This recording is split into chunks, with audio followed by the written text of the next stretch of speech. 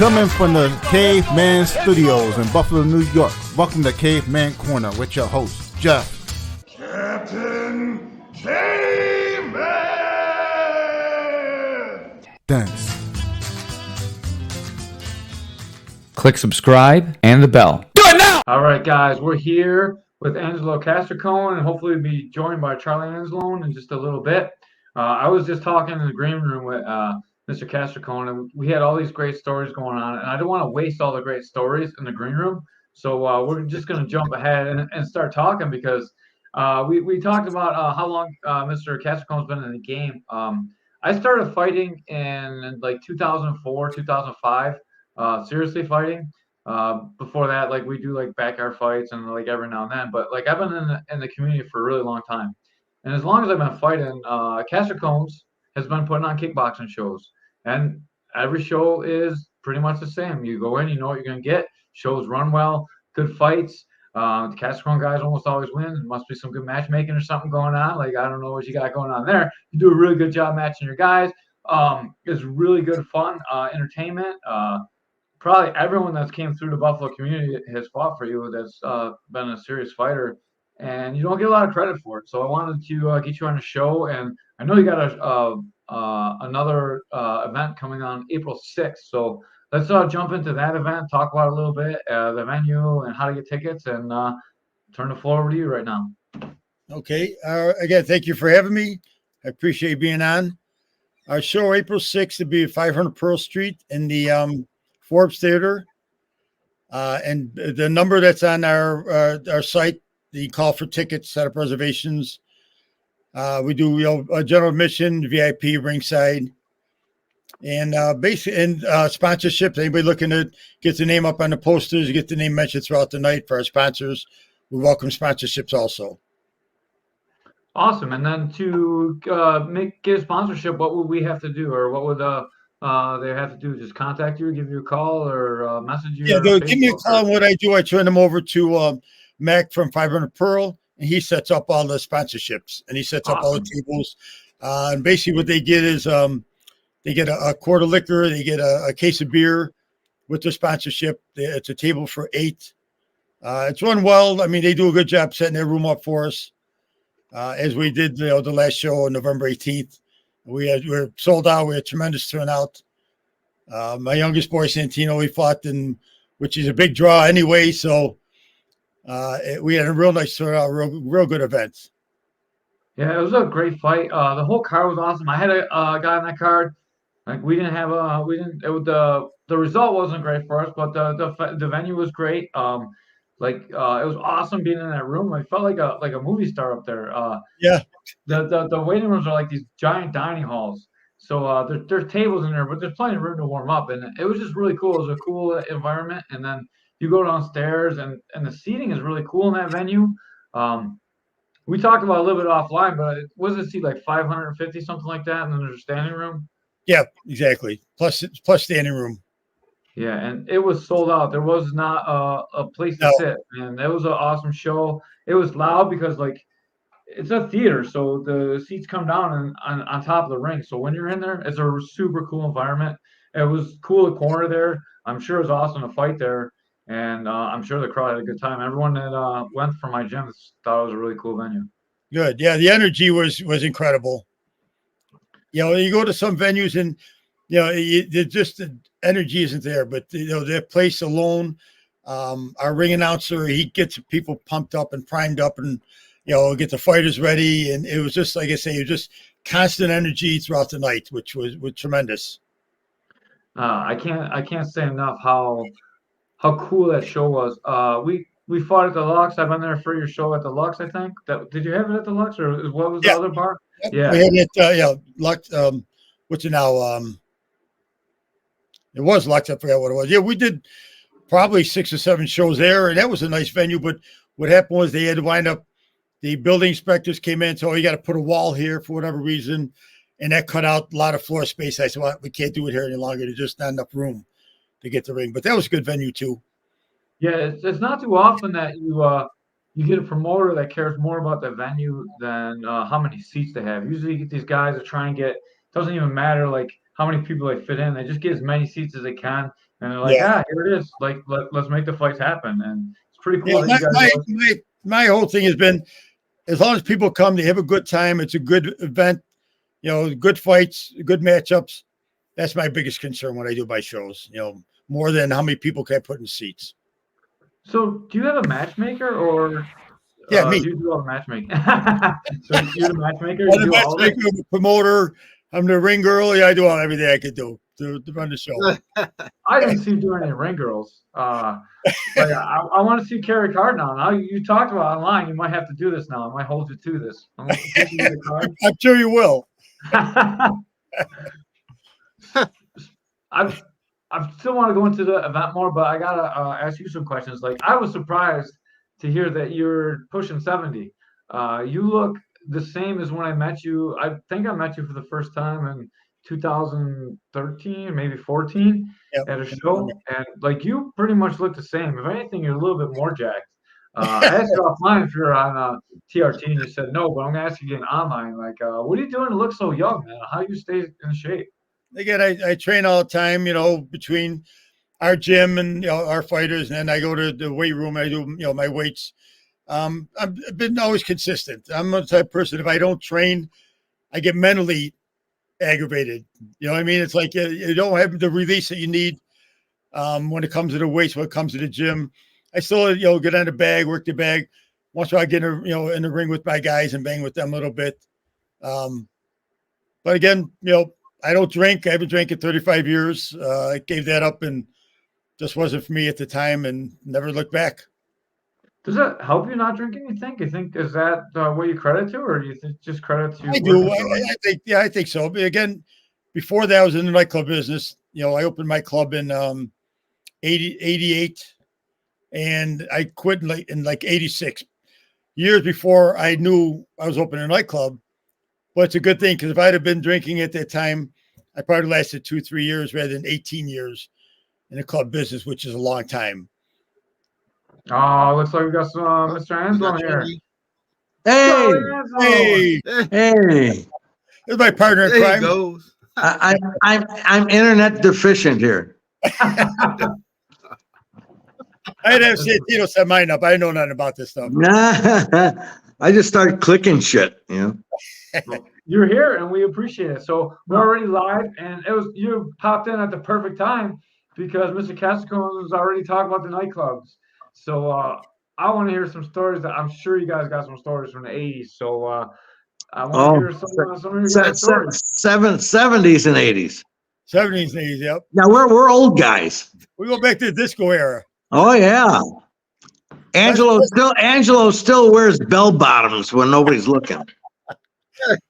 When they do the world's largest disco, they call me up. Do you have any clothes left? They go, no, I have no clothes left. Oh, I bet you do. I wish I did. Goodness, now they sell for a lot of money. Remember we used to go to the Hardy Shoe downtown to get the platforms? Yep. That's right. I used to get my platforms from Detroit. I used to have a guy come in from Hong Kong to make my suits. Oh, that's funny.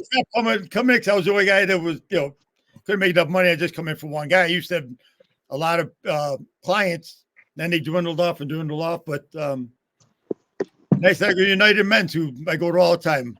I used to go to Merry-Go-Round, get my clothes. Merry-Go-Round, Mantou, Fantastic. Yep. Merry-Go-Round. That's where all the hot chicks worked. Did you guys have the Saturday Night Fever white suit? The what? The Saturday Night Fever. Say again? John Travolta white suit. Nah, Saturday Night Fever suit. T-Birds was past the disco era. T-Birds was an we were in the early disco era. Yeah. Mid 70s, even before Saturday Night Fever. But they had so many. Every club was a different theme. You had Club 747, which was a plane. Yeah, it's not a plane.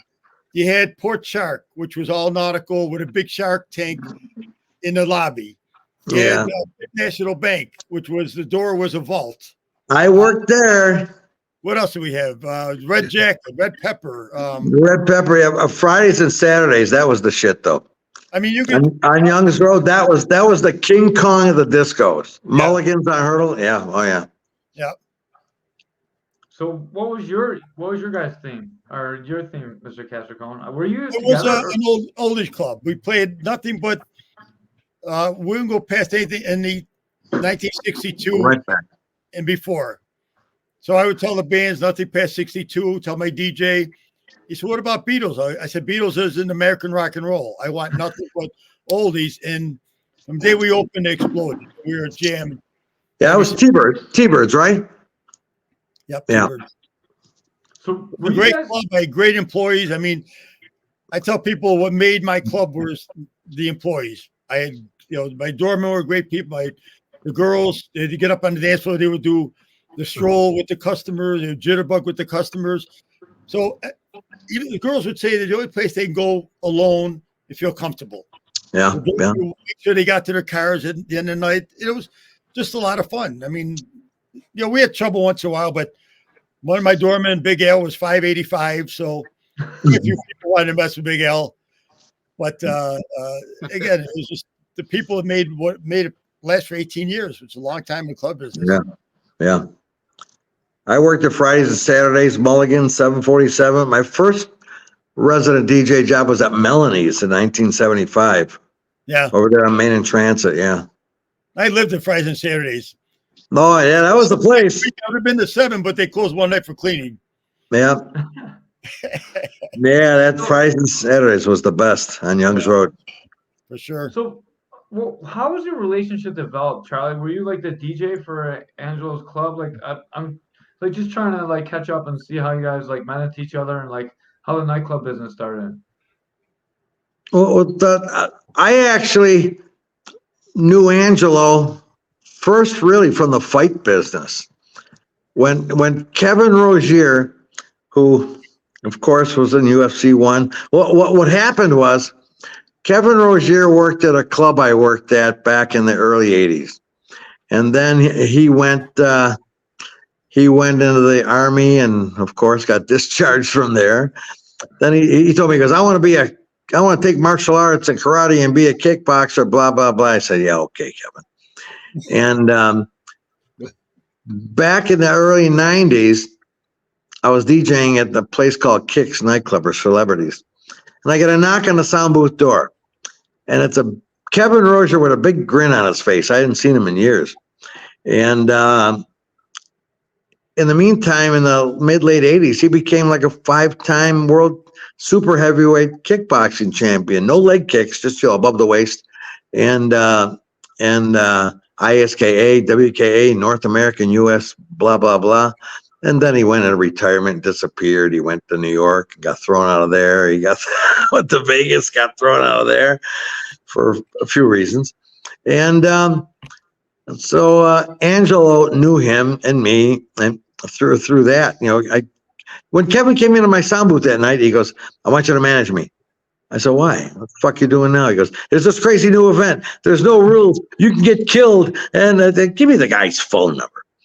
So he gives me the guy's phone number. I call it. The guy's name was Art Davey. He goes, my name is Art Davey. I represent Kevin Rozier. He goes, well, I got a new event similar to the Vale Tudos they do in Brazil. And it's 8-man elimination tournament. The only thing you can't do is eye gouge or bite. That was it. And you got to win 3 times in one night to win a $50,000 prize. And so I started giving him my sales pitch. Well, I got a 5-time super heavyweight kickboxer. I didn't even finish my sales pitch. And he goes, I'll take him.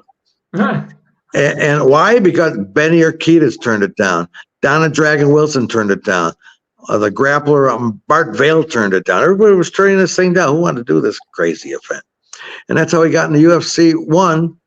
And that's when I started associating myself with Angelo, because he had multiple black belts in karate and taekwondo and stuff like that. And so we just had a common interest in the martial arts. Well, Charlie sent Kevin to me. Now, if you know Kevin's 6'4", 280 pounds, a big man. And he came to me, he says, oh, I heard you're a great kicker. I have a fight coming up. His first fight, kickboxing. He says, I want you to teach me. I said, okay. I said, well, here, let's start on the bag, kick the bag. You couldn't kick above my knees. I couldn't kick above my ankles. I said, Kevin, you got to kick higher than this. Well, I can kick. I said, okay, when's your fight? I'm assuming his fight is in, 8 months, 6 months. He goes, 2 weeks. 2 weeks. He's fighting Tom Hall. Now, Tom Hall was a former a super heavyweight champion, world champion. He's a little bit out of his prime, but he's still Tom Hall. So we went up to Madison, Wisconsin.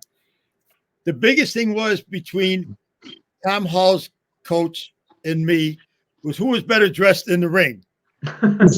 Contest beside that. So now Kevin Hingan in, and he drops Kevin the first round, drops in the second round.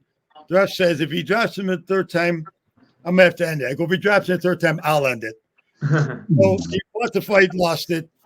But when we got there, the funny part is they had the news there. I mean, it was a big ordeal in Madison, Wisconsin. And they had Kevin as 11-0. I said, he's never fought before. He said, would you come and watch him if he had no fights? I guess I wouldn't. Well, was that a show Duke Rufus put on? No, that was Rick. What was the name? I can't think what his name was. But that was the beginning of Kevin's, kickboxing career. And then, like I say, Charlie took him, all the way to UFC and got him involved in UFC. He won UFC. Well, he won his first match or second match. First match against Zane Frazier. Yeah. But Kevin was, like I say, that was our connection between the two of us. Yeah. He sent him to me, and then we started, promoting and getting into doing our own shows. Yeah, Kevin was like when he fought Ray Horsey and when he fought Stan Voss and them, he was like 235 or 235, 240, 45, I think, after he got in shape back when he was kickboxing. But when he knocked on my sound booth door, he filled up the whole door. So he was like, he had to be 285, 300 pounds. Yeah, he'd blow up now and then. I actually trained with him a little bit in the basement before. He wanted to do some grappling, and me and Primo, I don't know if you know Primo Luciano or not, went over there, and he got armbarred, and he freaked out, and he kicked us out. It was pretty funny. Was that when he had the Chinese guy living with him? I don't know who was living there. There was someone else there. I don't know. We were on the concrete, so it was not the best. He had some Chinese guy that he brought in from China. The guy didn't speak any English. Kevin spoke no Chinese. I go, how do you communicate with this guy? The guy had a little mattress in the corner. That's where the guy slept. But Kevin was always a trip. Kevin was always an interesting person. Yeah, he's to say the least. He's one of the more interesting characters I've met in the fight game. He went to Master Toddy's in Las Vegas to try to do some Muay Thai before the UFC. And Master Toddy goes, he warmed up a little bit, then hit the bag twice, and then sat down and drank water. That's all he did. But one thing about Kevin, if I call him today, say, Kevin, I got a fight for you tomorrow. Okay, what I got to be? He'd fight. No prep. He would fight anybody, anywhere, anytime. I mean, Kevin he passed away. What's it been, 2 years now? Kevin's been gone. A little more than that, before COVID. Yeah. It was sad to see his demise. He got smaller, and so he was in a wheelchair. Last time I see him, we did a show at my gym in West Seneca, and he brought me a plaque. I still got to hang in my gym. It said, "Mr. Castricone, thank you for your the sport, and thank you for being who you are and training us." And it was such a really nice plaque that he gave to me. It meant a lot because we were so close for so many years. It's still hanging in my gym. I look at it and think of him, at times. That was awesome. I met him at that show too, and he didn't really remember me. I don't know if he's having memory problems or not, but I know that he remembered you, and I thought it was really cool. When I saw you guys interact, I was like, man, who is this Castricone guy? I didn't really know too much about you. So Kevin was a manic depressant. Yeah. Yeah. Kevin was a major president. He used to take lithium and all that. And but we were in UFC 4. I said, Kevin, don't take your lithium tonight. You got you gotta go crazy and fight this guy. Yeah. He had his demons, and his wife didn't do him any favors either. Oh, no. Yeah, no. I tell you stories like that, but I kept saying on live. But yeah, I guess I could too. Kevin, He's not here anymore. We can say whatever we want, really. Like I say, Kevin had a big heart, for a big man. He was the kind of person, he knew everybody knew him. He walked in the room, he made a point that he had to meet everybody, let everybody know who he was. But again, he was just a good soul. Everybody loved him. Unfortunately, his demise in the end, he must have been, I don't know, 150 in his wheelchair when he came to my show. And I think he passed away a little bit later on than that. He moved down to Tennessee or wherever it was so he could see his kids, because Tina moved down there with the kids, and he moved down there and she wouldn't let him see him. And that was like that was the end of beginning of the end for him. Over the edge, yeah. Yeah, exactly. Put him over the edge. That's tough, man. Man, a good woman either makes you or breaks you in the sport. Yeah. And, it's tough. Like, you see great fighters get ruined by women, and you see fighters they don't think are gonna make it get support, and they do better than you think because they got someone supporting them. It's yeah. If you're watching this and you're a fighter, make sure you pick your woman correctly. I mean, it's the partner that you're gonna have to go through all your fights with and your camps. And they have to know all the training, the injuries, the politics, all that. Yeah, you got to have somebody by your side, definitely. But you go back to the beginning, the old days. When I started, again, you would be called. Your instructor would call you up to spar. You spar.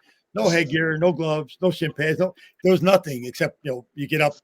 And that's how I got my eyes split open and my head stitched up, a roundhouse kick, and then Master Lee says, "Oh, Angelo, you got to go to the hospital." I go, no, this ain't over yet. No. They go, "I'll go get stitched when we're done fighting because I'm not done." But the guy who did it was a dear friend of mine, George McCastle. George he's passed away since then. He was a tremendous martial artist. We would travel the point circuit, him and I. And another friend of ours, we called him Blackjack. Well, they said we look at an Oreo cookie because they were both African American. I was white.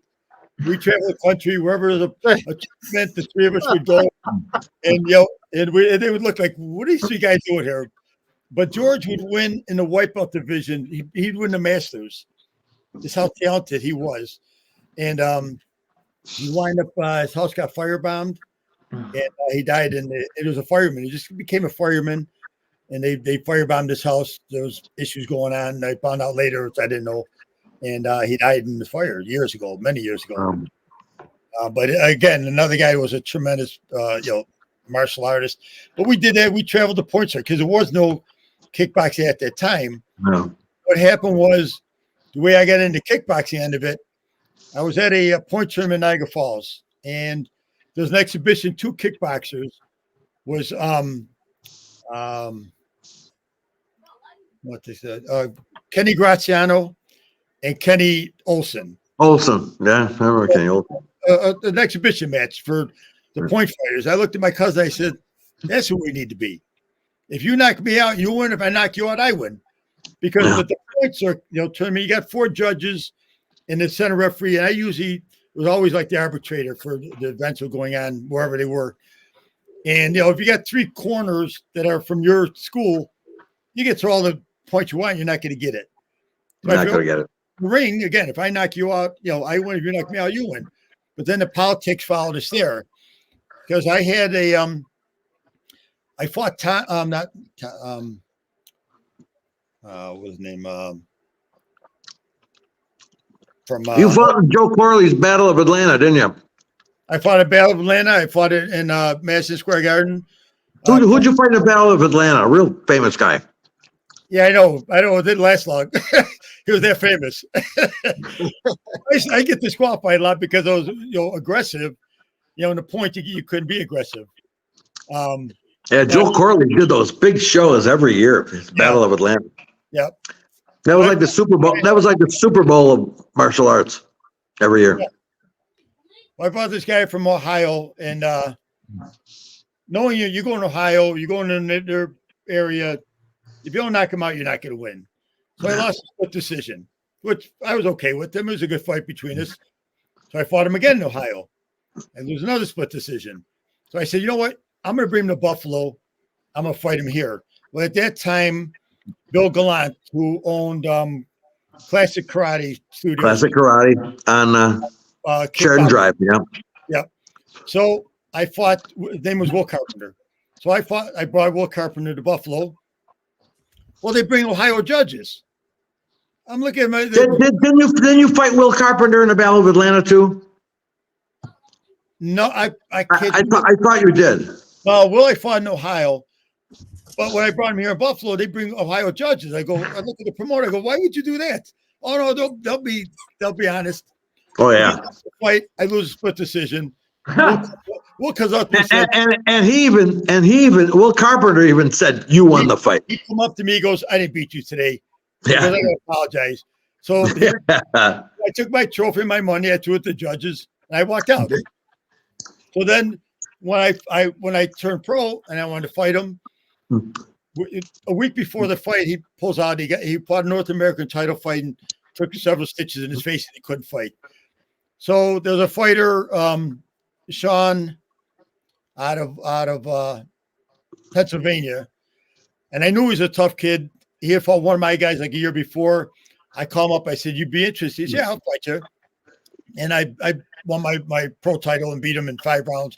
But here in Buffalo, I didn't travel anymore because it was just nonsense. So whether it happened in point ring or in the kickboxing, there's always the politics that you have to play with, Yeah, for sure.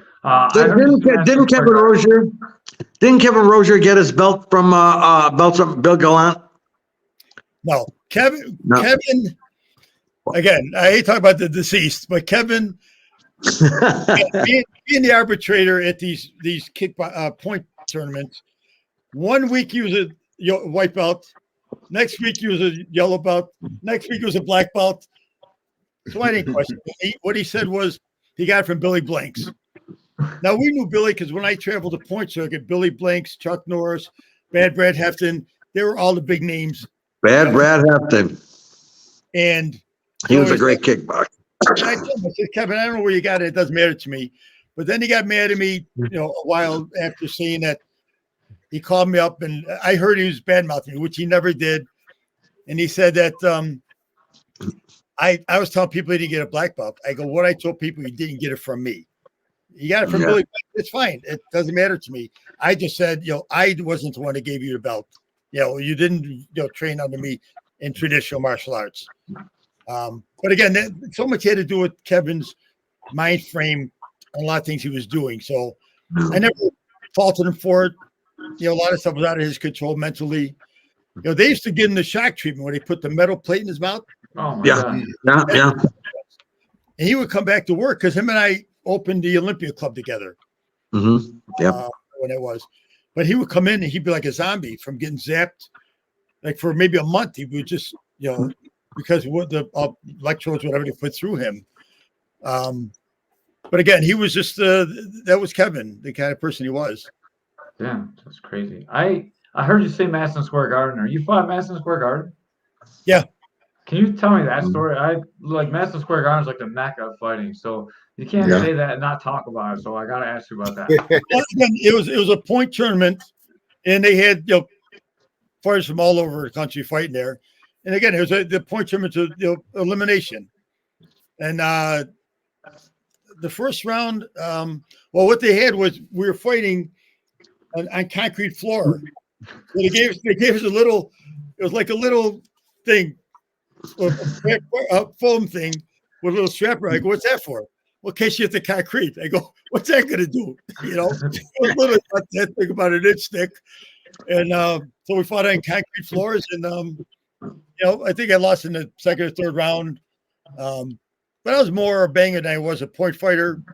I had kicks in I was noted for my axe kick, even in the kickboxing world. Everybody said, just be careful as an axe kick. And I learned that from Dr. Speed. My good friend Marty. Marty. Davis. Yeah. watch him in the point tournament because we'd fight at the same time in the point circuit. I always loved his axe kick, and I started mimicking what he was doing, and I became, very proficient at it. Well, I would throw it, and if you knew it was coming, you still couldn't stop it. But I give that to Marty because I used to watch him, and that was his signature kick, and I stole it from him. And full contact kickboxing back then, you had our WK rules. Me and Ange were WK promoters, so you had to get 8 kicks in per round. And if you didn't get those 8 kicks in, we had kick counters with cards on all sides of the ring. And if you didn't get those 8 kicks in, you had to make up those kicks in the next round. So if you only landed 6, the next round you'd have to land 10. You'd have to add the extra kicks, and that was your full contact days. Like Kevin Rozier did all above the waist. The one time he did a leg kick fight, the Japanese, Mr. Ishii, who promoted K1 and stuff for many years, they wanted to put the super heavyweight kickboxing champion, Kevin Rozier, against the heavyweight kickboxing champion, Maurice Smith. And you go watch that on YouTube, man. Maurice nailing him with the leg kick. Kevin's like hopping around. Oh shit. God damn. Yeah, it's on YouTube. Well, just like when Rick the Jet Rufus fought a leg kick fight, I think 4th round he couldn't come out anymore. His leg was rolling and banged up because he wasn't used to it. That's when he fought a Thai guy, right? That was a Thai fight, the Thai versus kickboxing fight. I've watched that a lot of times. That's pretty cool. Yeah. He fought guys just above the waist too that are usually leg kickers. He fought Ernesto Hoost over in Holland. He fought a lot of those guys. Yep, but when it came to leg kicks, he got into when we did K1 USA here, when Art Davey promoted it, brought K1 to Las Vegas. He was in that event, and he didn't like the leg kicks too much. So how did you guys start this? It's called Castricone's Kickboxing now. What was it when you guys were working together? How did you guys promote the show? Let's talk about the history of your show, Mr. Castricone. Well, it was the same thing. Kickboxing at its best. Oh, I'll be right back because I got something to show you. Okay. Kickboxing at its best series, and we kept on the 5th, the 6th, 7th, and 8th show. Charlie, I was a matchmaker. Charlie was the promoter. Charlie got the sponsorships, got the hall. I put all the matches together, put all the fights together. It was a good marriage. Yeah. Take that mustache off. Get rid of that mustache, Abby. Is that you, sir? Yeah, and my boys on both on either side of me. For the boys. He had the corn stash there. Oh, sure, man. There's my Gino down there, Anthony and Angelo on each side of me. Holy cow. It was called Kickboxing at its best. Ange came up with with the name, and then we had to get sponsors. So we had to get a major sponsor that would come up with some money. Every fight had a sponsor. I got a sponsor for every fight. My chiropractor, he's got about 10 plaques on his wall from those events, and at car dealerships, Honda Village, everybody. But we needed a main sponsor. So I talked to Bill Delamore, God rest his soul. He was the GM for all of Jimmy Cosentino's properties. I go, can you hook us up with a beer distributor or something? So he hooked us up with the distributor in Buffalo that had Molson beer. And I sat down with Bill Delamore and I said, they could be the main sponsor, but they got to come up with some money. What they come up with? They had like $1,000 or something like that, and we gave them a bunch of ringside seats, and we called it the Molson Kickboxing Classic. Yep. And the Radisson Hotel, Kicks nightclub, every place, every bar in that hotel only poured Molson that night. That was the deal. And Lenova's was our sponsor. We gave them the pizza. Yep. We gave Lenova's the pizza concession. They came up with money. And I gave them ringside seats, but they had their delivery guys run to the Radisson Hotel, and Bill Delamore gave us the courtyard at the Radisson for free. Because you take the door, we'll take the bar. And everybody made money. And Lenovo's had pizza. They were running low on pizza. They had guys running from their only Lenovo's there on the west side with pizzas. Oh, they made money. And that's how it started. Lenovo's nicknamed my youngest boy Gino. They call his company Italian Bulldog. Really? When that bell rang, he would run across to that opponent and just beat the crap out of him in the corner. That's the way he fought. Yeah. The fight we had. So we used to do it at the racetracks because Charlie had in with the racetrack. That was the best. We did a show. We did a show at Buffalo Raceway. The guy at Buffalo Raceway called me and goes, I want to do some kind of promotion. You and your partner Angelo doing kickboxing because you think we could do fights at the racetrack. So we sat down and thought about it, and I said, there's enough time. There's 10 harness races a night, sometimes 12. But there was enough time between the races to do a 3-round fight with 2-minute rounds. I said, that's perfect. So we set the ring up, remember, Angelo, on the start-finish line at Buffalo Raceway. And the harness race would go off. The harness race, they came to the finish line. Boom. Angelo had the guys in the ring. I was the announcer, too. And I would be announcing the fight. And we did that between each harness race. And after a couple of races, the guys who were betting the horses, they got the racing program in their pocket. They were betting on the fights. Two guys, hey man, I'll take that kid in the blue. I'll take that kid in the red corner. They were betting the horses, then they started betting on the kids between each other. And they gave us a site fee. They paid us to bring the show there. Yeah, that was a good gig we used to do there. And you fought that night. That's one of those. Yeah, there. But it was people like, how can you go to a racetrack? And it was just crazy. Like I said, about my youngest boy too. Then one night at the track, he's looking at the roster. He goes, "Pa, I think you made a mistake." I go, "Why?" It says, "I'm the first fight and the last fight." He goes, "No mistake. You know who's been at a second round with you. You don't even break a sweat. You could fight twice." And he did. Now you can't do that. Now with all the rules and regulations, you can't get away with that. But he beat both guys. Actually, one of the guys he beat was Pete Gogolak's son, a grandson. Yeah. Punter, was it punter or field goal kicker for us, the Bills? Field goal kicker.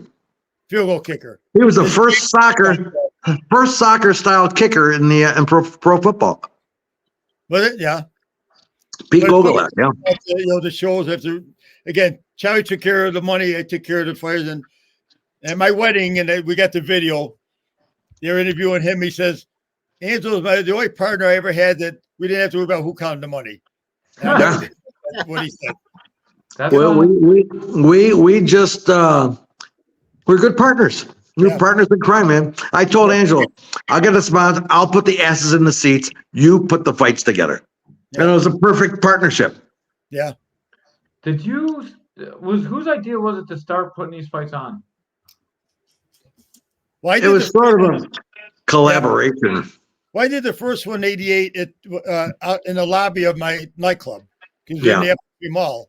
And that's kind of what got the ball rolling. And then Charlie and I met up and, we said, hey, between the two of us, you put it together. I'll take care of the fighters and we'll make this happen.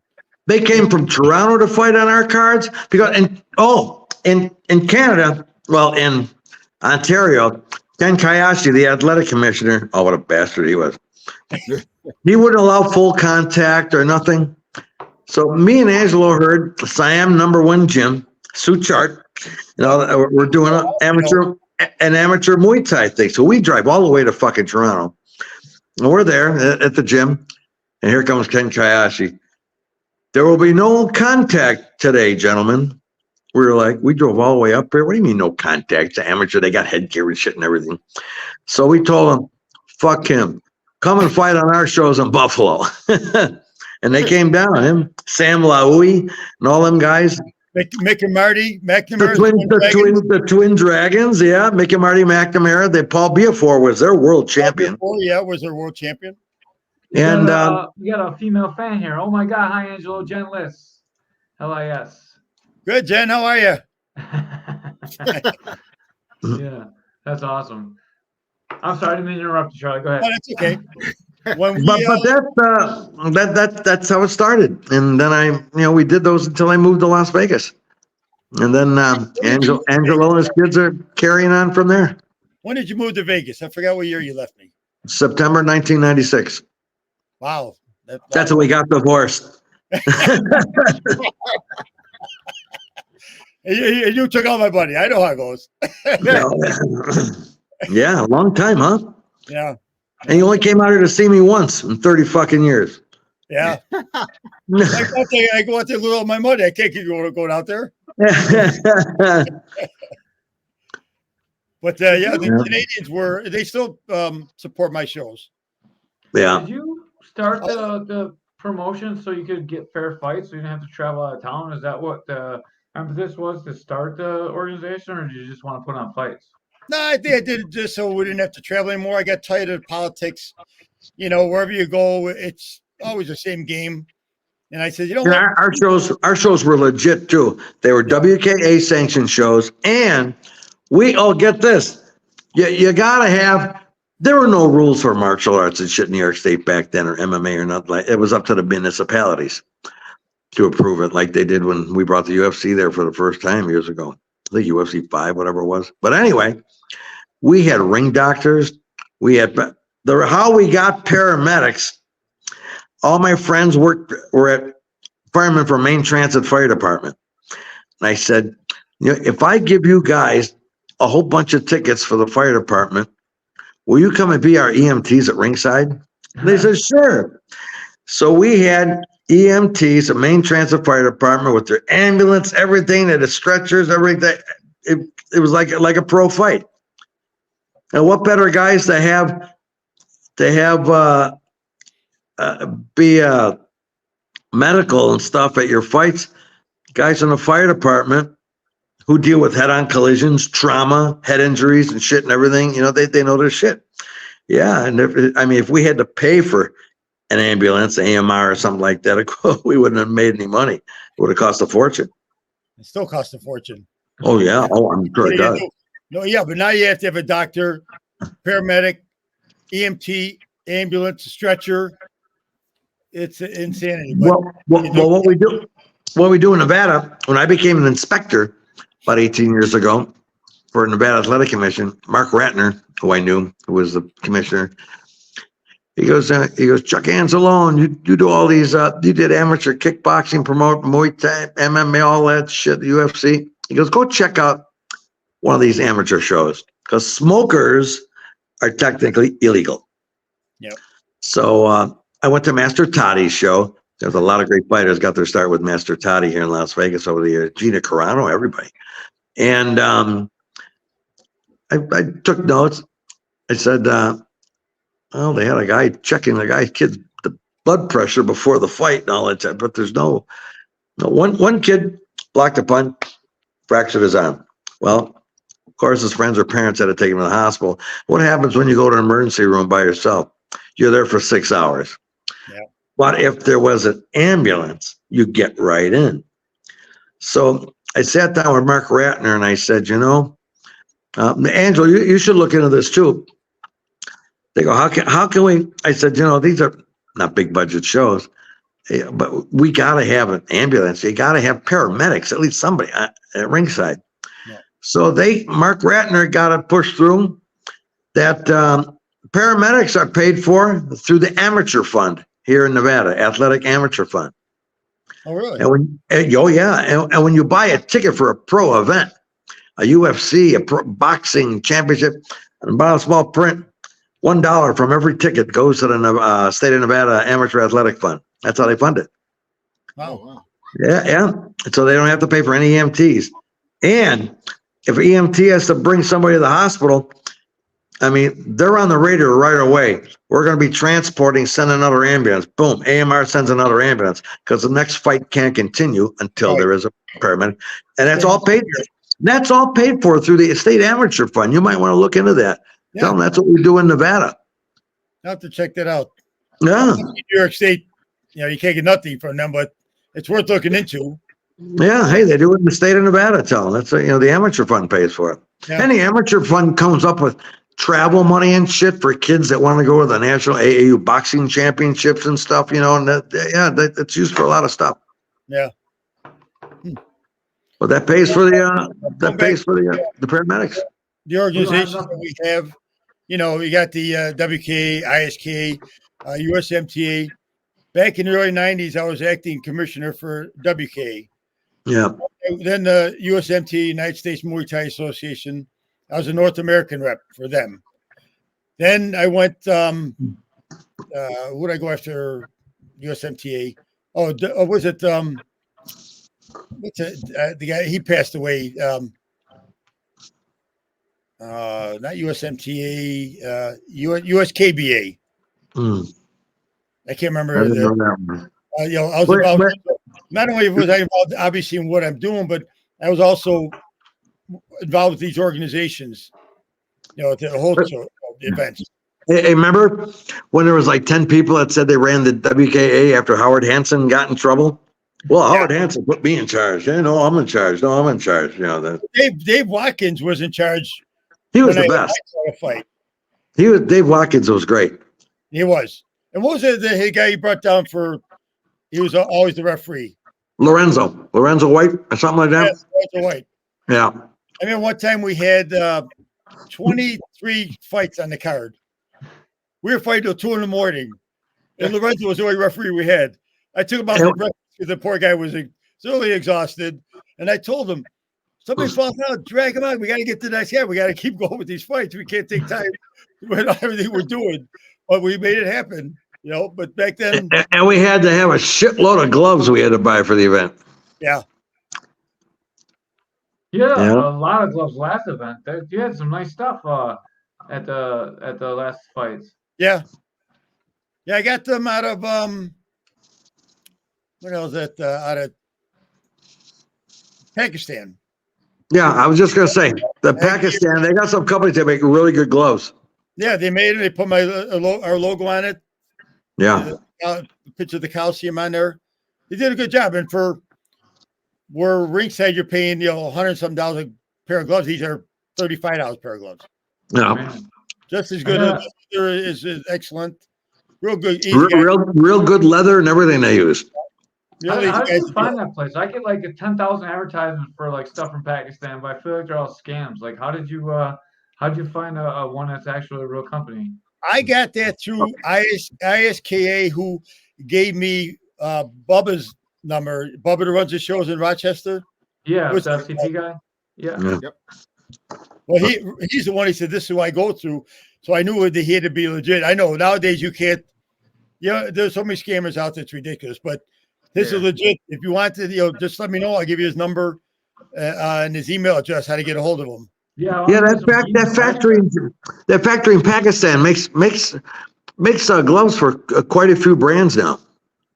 A lot of people have gone to them. Yeah, I've just seen some of the ones that are advertised on Ringside or Vital are coming out of Pakistan. Yeah, I mean they make jackets, they make clothes, they make gloves, they made headgear. It's all top quality. I was really impressed with when I got everything. Yeah, I saw them and they look great. They look so much better than like a lot of the stuff that usually you see at the fights are like all like broken and worn out, and then like inspectors like, all right, let's grab a different pair. That's usually how it goes with some of those shows. Plus, I mean, we used to always change gloves. You get done, take your gloves off, give the next guy. So I bought them up this time, so I don't want them putting their hands in somebody.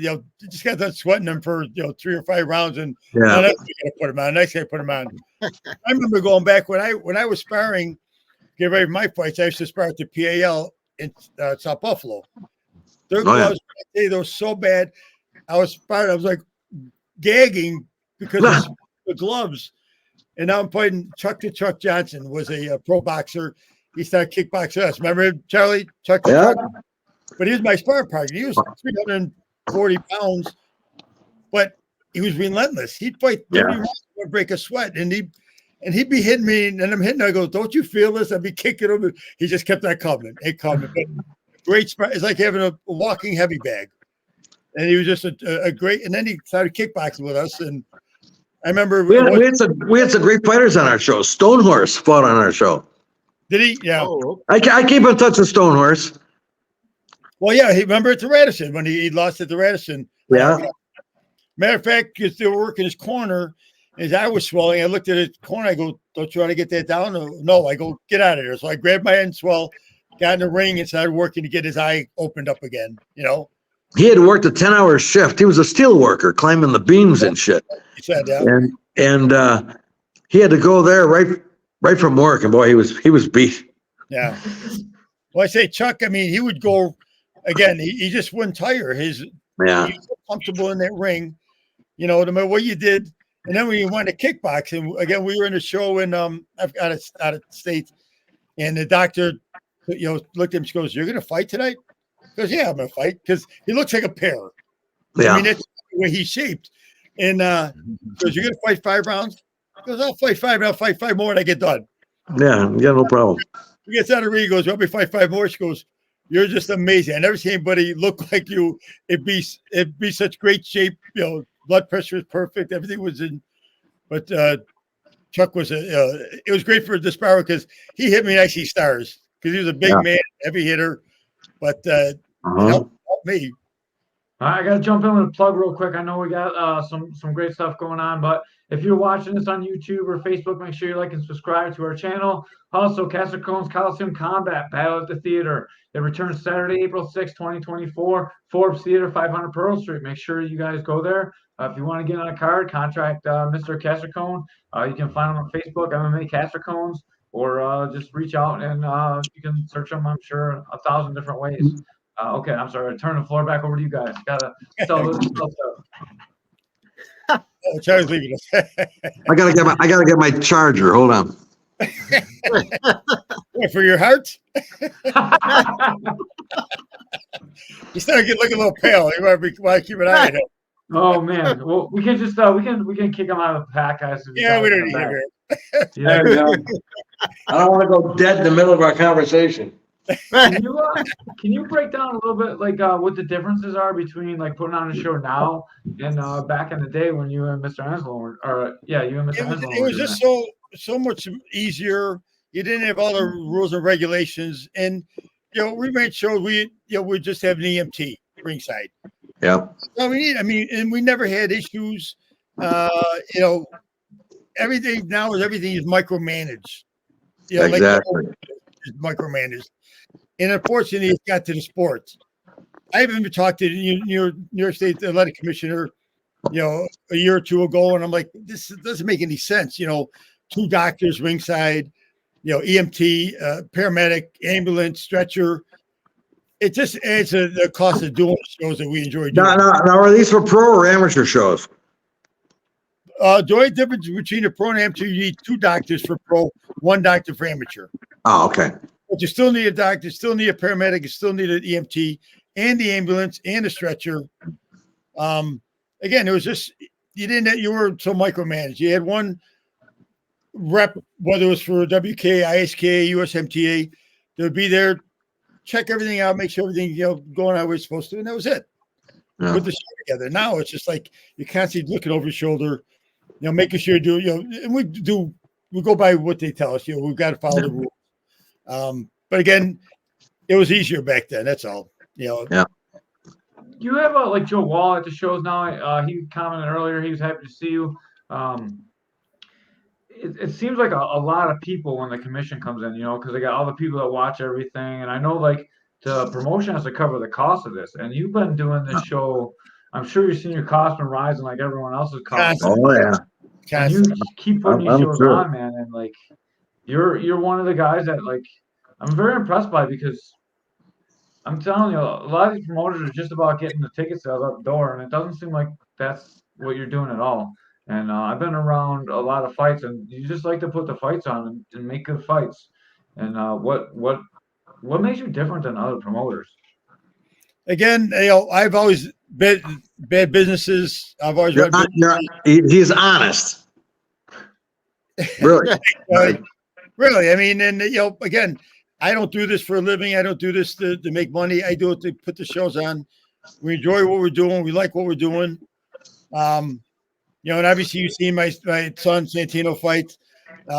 It's just it's in our blood. It's in all my children have fought. My daughter had 8 fights in the ring. She was undefeated. When she was fighting, and one day she decided, Pop, I don't want to do this anymore. And I was like, I didn't want this for her, but I said, I'll take you as far as you want to go. And she would drop my 300-pound guys with leg kicks. She had a hit the same spot. Her and I did an exhibition one time for some charity, and she was kicking about the fourth kick. I go, "What are you kicking so hard for?" She goes, "I'll suck it up. I'm not kicking it hard." Well, my leg was swollen, I'm like, okay. But like I say, it's in our blood. All my kids fought, from my oldest boy down to my daughter, my youngest. But when Santino's done fighting and all your kids are done fighting, are you still gonna carry this on, or? Oh yeah, for sure. I'm hoping when I'm gone, they'll carry it on. They'll enjoy doing what I do. And the people there. Probably 95% of people I know are people that have been to all our shows, and they continue to come and support us because they know they're gonna have a good show. They also, it's just put together well. Is Russ Cacci around? No, well, Russell's in Florida, but he's moving back. He called me the other day. Oh, Come by. He's my daughter's godfather. Yeah. Yeah, so he's moving back to Buffalo. Good guy. Yeah. A little out of his mind, but he's a great guy. I was pretty impressed by your son at the show as well. I know he was fighting, and of course the fight was impressive too. But he was carrying on your legacy. He was making sure everyone got their gloves. Like when I was in there, he was going around the locker room making sure all the fighters were taken care of. That's crazy. He's fighting and he's in the locker room with his opponent at times. He's a pretty cool guy to do all that, man. And, he is, and he usually runs things for behind the scenes. But again, him being fighting, he couldn't. And then the rules are when obviously you get your locker room, you can't leave. We had none of that back in the day. They wander around, get their hands checked, and move on. So that was a little bit of a burden for me. I had to do a lot more. I didn't even see I think I seen 3 or 4 fights because I was up with him, warming him up, getting him ready, getting ready for the show.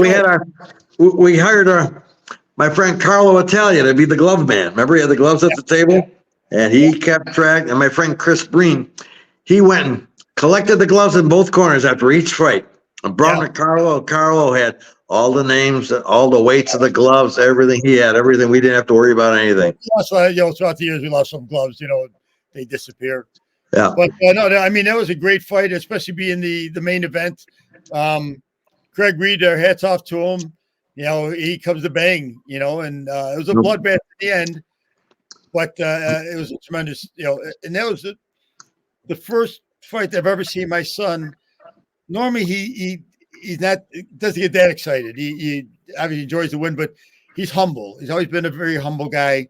And I think this, between the blood and everything else, it was just, he said, "This was like a movie." He goes, "Something I'll never forget." And it was, because they went to war, and it was a crowd pleaser. Craig Reed had a lot of he sold a lot of tickets from his school. So it was a good event. I mean, Craig's a stand-up guy. Like I say, he's a tough guy. He comes to brawl, and our hats off to him. But I've known them, the Reeds, him and his brother Chris. Actually, Santino, my daughter fought on his point card. My daughter was 8, and Santino, I think, was 10 or 11. No. That's how back we go, with our schools and with our families. And you guys are still fighting it out, and then you're friends after. That's cool. Yeah, exactly. People don't understand that. Even when my daughter was fighting, at that time at our gym in West Seneca, I used to put the shows on there. And my cousin, who had the pizzeria, who sold pizza, and my daughter and the other opponent going in there banging away, and they get done and they're holding hands in hand, they're skipping, going to get pizza and pop. And my cousin goes, "They were just in there beating the crap out of each other." I go, "Yeah, but you understand this is what our sport is. This is what it is." And the ones you see that don't have respect are the ones that don't come from a traditional background. Yeah. In traditional martial arts, you learn respect is number one. Yeah, absolutely. Through your life. But some of these guys, they get in, they don't have that part of it. Yeah. I always like fighters that come from a traditional background, especially a point background, because they got the speed there, the timing there, the accuracy. You just need how to put it together with power. Yeah, power. Yeah. Yeah. So it's just not a tapping like the Karate Kid, and like Elwin Roberts, one of my fighters from back in the day. He was a tremendous point fighter and became a tremendous kickboxer. For that reason, his kicks were fast, his timing was there, and I would yell things. You yell from the corner, and you assume they can't hear you anyway. But no matter what I tell double up on the left or right hand. Bing, bing. He do it. I'm like, so after they go, did you actually hear me? He goes, like you were sitting on my shoulder. He goes, I didn't hear anything but your voice. I'm like, wow, that's impressive. But those are the ones that, they become great fighters because they have that background, the traditional respect that you do when you're in the martial arts. When you were talking about fighting in Madison Square Garden and stuff, I was working one of Zab Judah's fights here in the boxing match. His father's his trainer, cornerman. We started talking. His father fought on those shows in New York City. He was a full contact guy. Yeah. Zab Judah's father was a kickboxer. Yeah. Okay. Yeah, he's from Brooklyn too, I believe. Yeah. Ray got all the New York City connections. He know. Hey, Angelo, who's your favorite? Between the fights, there was fights everywhere. We travel all wherever we could get a fight. Who's your favorite K1 fighter? Ernesto Hoost. King of the leg kicks. The best. Gotta be Bazooka Joe. Yeah. Well, we train with him when Santino gets ready for.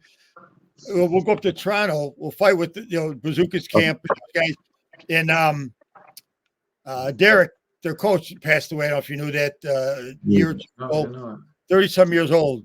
I mean, we're all crushed. I mean, Derek was one of the most stand-up guys I've ever met. Always a big smile on his face, and always happy to see us. Oh, come down anytime. And now Bazooka and his other people have taken over, but they're still a class act. Little Steve from Redemption. So many great camps up from Canada. What do you call it?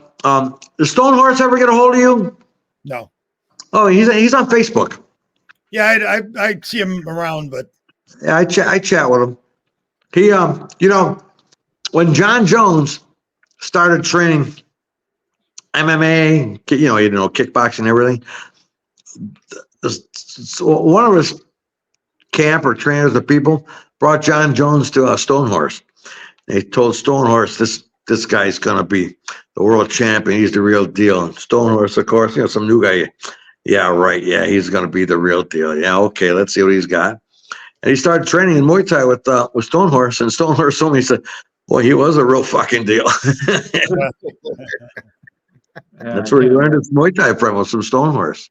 Oh yeah, he was out of Binghamton. Yeah. Well, he was originally from Rochester, John Jones, and then he went to grew up most of his life, went to college in like Binghamton area. Yeah. Catskills. Yeah. Bomb Squad back in the day. Yeah. But it's funny with the talk about Bazooka Joe. Now Santino's. We went to New York City to watch Glory when they were fighting, and he always we got pictures with Bazooka Joe, every time we go up there, and they're great guys. And Santino, the last round, we knew we had all 4 rounds won. I said, just don't get caught.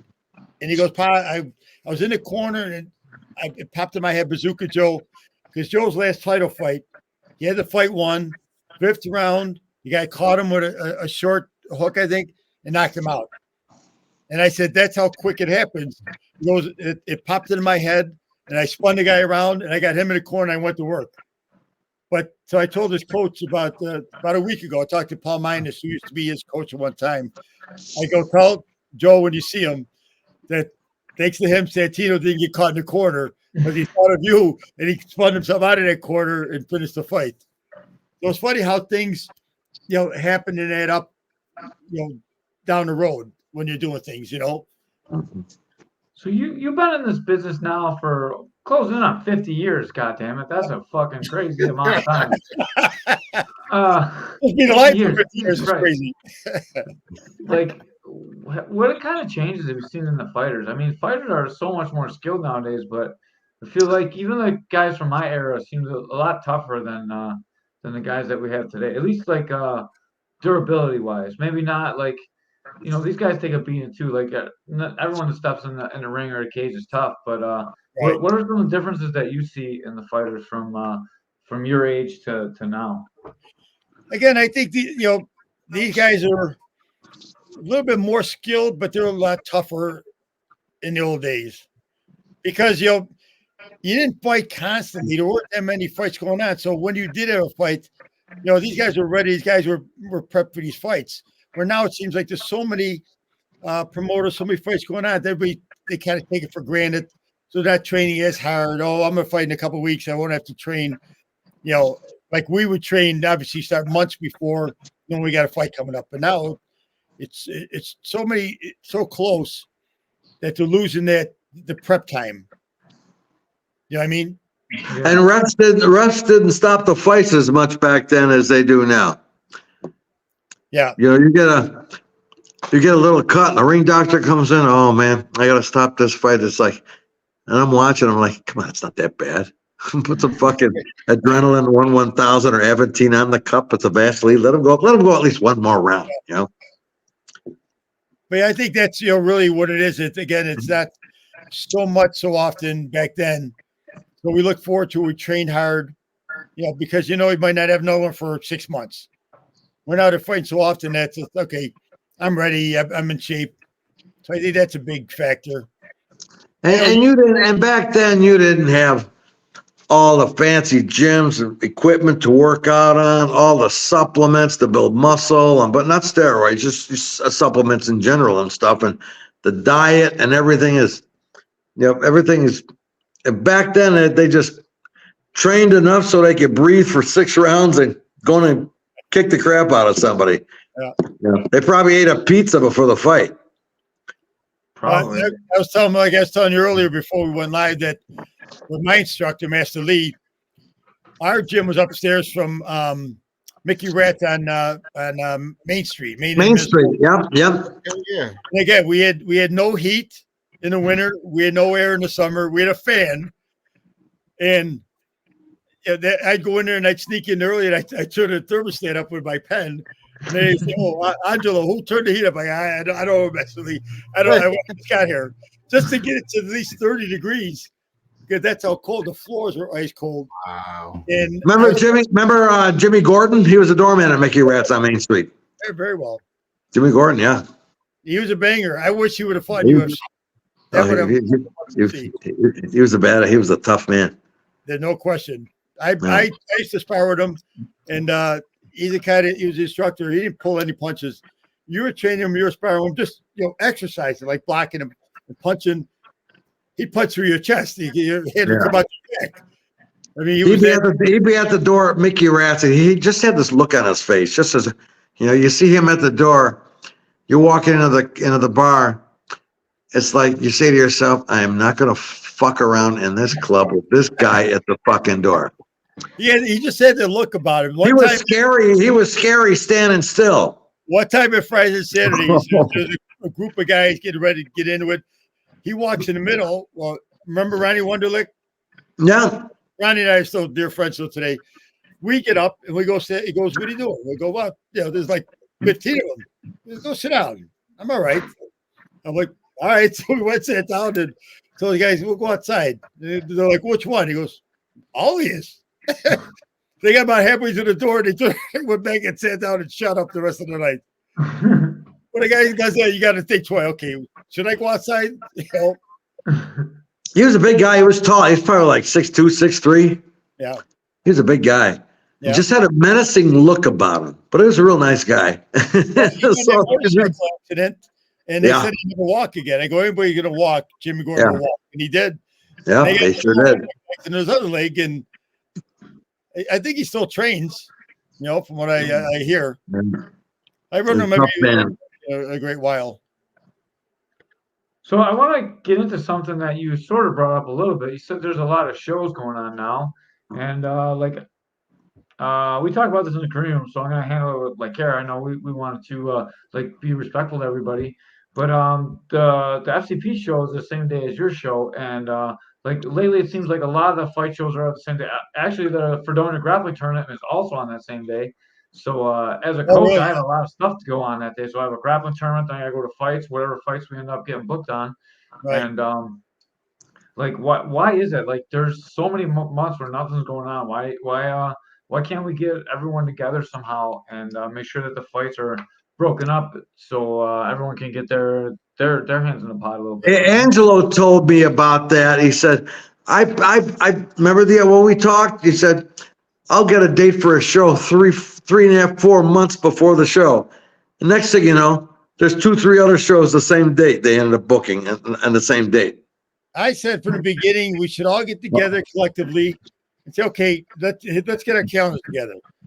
I got these dates booked, you got these dates, and this way it works for everybody. Because we only got a small pool of fighters locally. Yeah. And they're fighting all the same shows.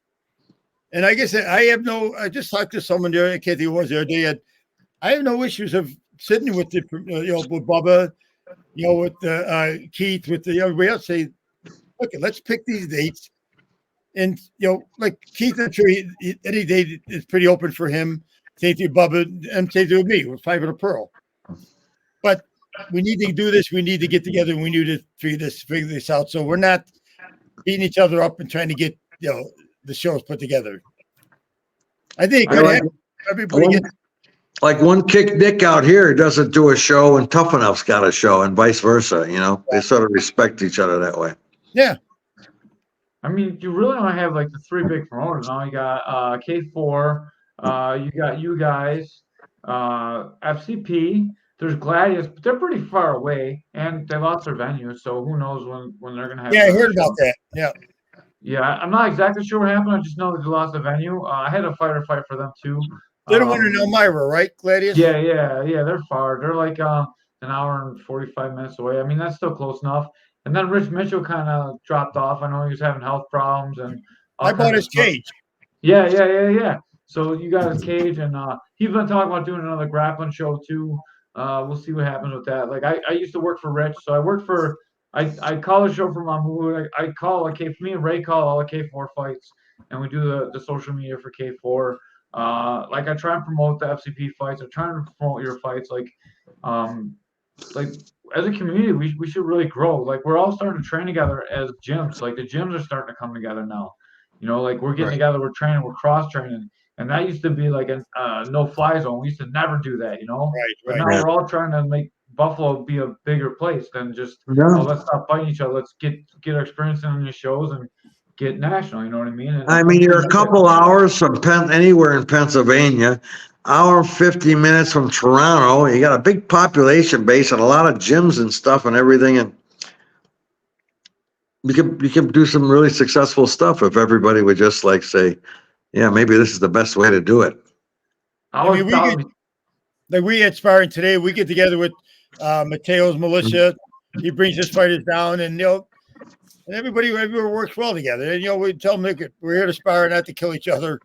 But that's a problem. You go to some places and you guys aren't controlled, and you don't want to go in and get injured before a fight. So you got to be careful where you're going, who you're going to. But Tony was one of my fighters back in the day. A lot of these guys that have gyms were my fighters back in the day, and they've opened their own schools, which is, to me, it's nice to see that they carried on, after and open their own gyms, open their own schools. I just want to give Joe Pagan around? No, give me 1 second, Charlie. I want to shout them out a huge thank you. They wrapped my fighters' hands when I was in the sling, and I couldn't wrap hands. So Mateo wrapped my guys' hands, and I really appreciate it. So if you guys are watching, it's thank you so much. I taught my guy kind of how to do it, but he kind of sucked at rapping. No offense. He's not very good at rapping. It's a science, man. It's hard to do, and I just couldn't do it one-handed. So, thank you so much for wrapping my guys' hands. I appreciate it. Yeah, Tony's a great guy. Him and his crew are all good people. We're talking about wrapping hands. We're at a show at one of Amir Abdallah's shows, I think. And because I used to rep his shows.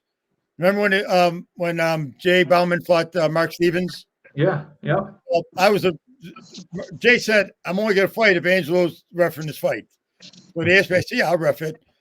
And I told him, I said, look, you got to be careful with Mark Stevens. This guy's been all over the world, but they convinced him to come in and fight, and he did. I mean, Jay's a tough kid.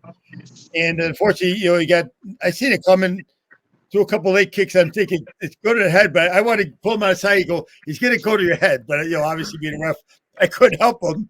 Sure enough, it was like that. He went down and it was out. But I get there and I'm wrapping a couple guys' hands. I look, there's like 20 guys sitting in chairs behind me. I go, what are you doing? We'll get it when I get our hands wrapped. I go, where's your coaches? Yeah, waiting for you to wrap the whole card. So I'm sitting there and I'm rapping. Now, obviously, Santino knows how to wrap pants, so he helps me, wrap our guys. But there must have been 20 kids waiting for me to wrap hands. There was like 2 hours. They used to have in the TNT fights. Guys would come with no coaches, and they're like, I need my hands wrapped. And then I'm supposed to be commentating a show. I'm over the back wrapping people's hands and stuff. It's crazy. Like, it's crazy coming with no coaches, isn't it? You got to wonder. I don't get it. I think a lot of it is like, they say they're going to fight. They're working in the gym, and then the gym's like, no, you're not going to fight. And the guy's like, yeah, I'm going to go fight. And they're like, okay, go fight. Figure it out on your own, Like, yeah. I'm sure that happens, yeah. Yeah, it's usually how it goes. Yeah, exactly. Oh, man. Another plug. Thank you, Integrity Martial Arts, for sponsoring this podcast. It's my gym. So I pay for the podcast, obviously. So thank you once again for my gym. Speaking about gyms, you still successfully run your gym. Can you tell me a little bit about like the ups and downs of being a gym owner yourself? Well, basically, I have my gym built on my home. I used to have a gym in West Seneca, then I had one on Broadway, and I got tired of driving in a half hour, 2 people show up, or nobody shows up and drive all the way back home. So I built the whole building on. I got my ring, heavy bags, speed bags, got a nice floor area. And basically there's any given time, 6, 8 of us, but that's it. And, I don't charge them. I just do it because I enjoy doing it. So, I mean, they get the freedom to come and go as they want. But, back in the day, I used to teach at the head of our community center, living in Lovejoy. Oh, yeah. Lovejoy. Oh, yeah. Yeah, going way back in the day. And I taught traditional Taekwondo because I was my master's highest ranked student. I got my 4th dan. I became a master in Taekwondo. And same thing with the kids in the neighborhood. I mean, I get even till today, I see kids. Oh, remember I trained with you? I'm like, not really. Because with so many kids, and I never charged them. It was a neighborhood thing, and I enjoy doing it, But Angelo, do you train? Do what? Do you still train? Oh, yeah. I'm still working on that man. He definitely trains. Look at he go like this. He got bigger muscles than anyone else in this podcast right now. He's a tough old guy. Well, I got it. You see my son, you see my fighters. I mean, they got to be careful. They never turn on me. But I love the biggest compliment I got was one of the kids in the neighborhood for Father's Day sent me a Father's Day card or text. Said, cool. They all call me Mr. C. They go, Mr. C, you took Stone Cold Killers. You made us men. You taught us respect. You taught us how to be men. Because most of them didn't have fathers in their lives, and I just didn't think anything of it. I just took them under my wing with me because all my son's friends. And for them to say that, how much I did for them, it meant a lot. After all these years, to hear them, the recognition that they gave me, and I didn't do it for anything other than because I enjoyed doing it. And I knew they're all street kids. I was a street kid at one time too in the neighborhood. And, they would come to me or they come over to the house. We'd have them out here for picnics and their families. Now they got families of their own. And that means a lot, that to be recognized like that by these guys. Yeah, I think it's great. I think you should be recognized more in the fight community too. I don't think you get enough respect in the community, especially like the MMA community. I think a lot more guys should be doing more kickboxing. These amateur guys, like some of the MMA guys, their striking is pretty bad. And they could definitely use some amateur kickboxing and go with it. And like you have a great show. I always recommend that most of my fighters or like anyone in trainer, like get some kickboxing. Like at the time we had Lace Up, we had Castricone. Is Lace Up even still functioning? Yeah, he's doing it solely in Syracuse. Yeah. We had a great kickboxer from Belarus, Radik Lankin. Yeah. Oh, what a kickboxer he was, this kid. He's a country from Russia. Yeah, And- remember he said in Russia when we're kids, it was here in America, you play Little League Baseball. We kickbox in Russia when we were kids. Box. That's the sport where we play baseball, football. And he came here. He didn't speak hardly any English. Yeah. He started with Kevin Rozier. And then he got, I don't know what the deal was. I don't know what happened between them. And I don't know how he found me. I don't know if it was through Charlie. And I was teaching at Gold's Gym at the time. And he came and trained with us. And, you know when you see a diamond in the rough. Oh, he was so good. Unbelievable. Everybody I put him in front of, he beat. He fought one of the Twin Dragon, Mick and Marty's fighter, who was the next world champion. And Raddick just spanked this kid for 5 rounds. And they started calling me Jesse James. We got robbed. Yeah. Oh, remember that? He goes, Jesse James, Mick and Marty Mac. He's in the corner. The judge is announcing the decision. And he goes, Jesse James is in the house. Remember that? Yeah. Like he was getting robbed. No, you didn't get robbed. The guy got whooped by this little Russian amateur kickboxer. Little guy, but very respectful. I used to have him over for dinner. His father, I don't know what his father did. He transferred back forth from Russia to the States. So I didn't get involved in all that. But we had him over for dinner one time. He told my wife it was a beautiful meal because he really don't English language too well. But the kid. No, I hadn't seen him in so many years. I accidentally ran into him at the MGM Grand after the fight. You took a picture. You guys sent it to me. Like, remember? holy shit, it's Raddick. Yeah. Yeah, because he comes in town. He still has family in Amherst. Yeah, well, he's in something like he's in finance or stock trading or something. Does stuff like that in New York. Don't ask. Nice kid, respectful. Yeah, you got a family now. You got kids. Yeah, you got 2 kids, a wife, but yeah, they he did all above the waist, full contact. He didn't do the leg kicks, Asian rules. No. But boy, could he kick! Yeah.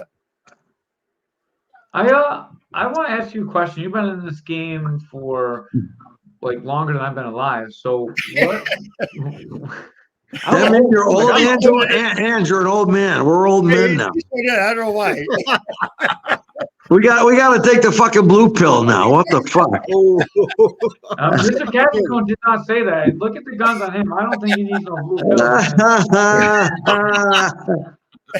He's been training. What do you look for in a fighter that you're going to train? What makes a fighter stand out? What special characteristics are you think go associate with a successful fighter that's going to make it as a pro? Number one is showing up. You know what I mean?